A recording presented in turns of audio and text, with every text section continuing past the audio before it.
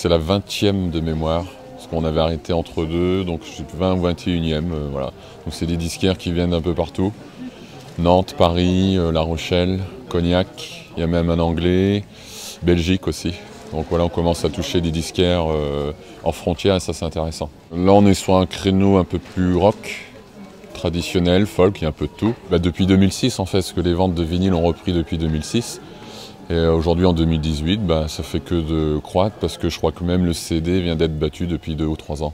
Le CD est en chute libre et le vinyle, lui, a le vent en poupe. Du vinyle et du vinyle, en blues, en jazz, en reggae, musique du monde, et puis en rock des années 50 aux années 90 à peu près. Je m'efforce de vendre surtout ce que j'aime bien, c'est-à-dire que je ne fais pas ce qui ne m'intéresse pas. Chacun a son domaine de prédilection, donc je préfère passer du temps à parler de groupes américains des années 60, ou de musique africaine, malienne par exemple, plutôt que de certains artistes. Chacun a ses spécialités, effectivement. Je fais un tout petit peu de nouveautés, par contre je fais beaucoup de rééditions actuelles d'albums anciens.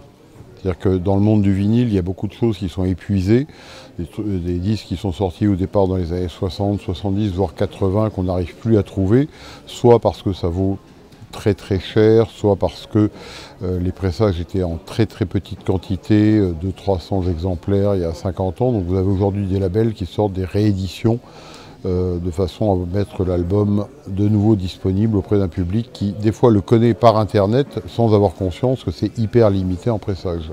J'étais venu une première fois il y a 3 ans, ça s'était très bien passé au niveau accueil et clientèle, donc vu que là la bourse et rené de ses cendres, eh bien, je suis revenu avec plaisir. Une clientèle qui est quand même en enthousiasme, assez nombreuse. Bon, le fait que la salle soit gratuite, donc ça permet d'avoir une clientèle diverse, familiale, de brancher. Donc ça permet de toucher des gens, peut-être de vendre des disques plus populaires que d'habitude. Enfin bon, il y a tout, c'est divers. Je suis un passionné de musique depuis toujours, mais ça tombe bien, c'est plutôt de rock anglais-américain et c'est ce que les gens demandent le plus, donc ça tombe bien. Et moi, je touche à tous les genres.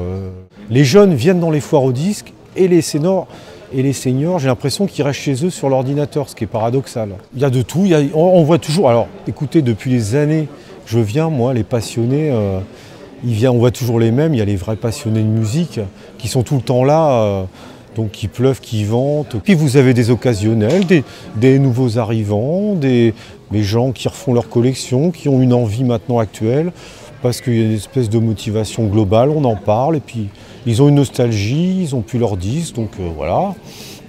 Il y a vraiment de tout. À bientôt sur tv.tv.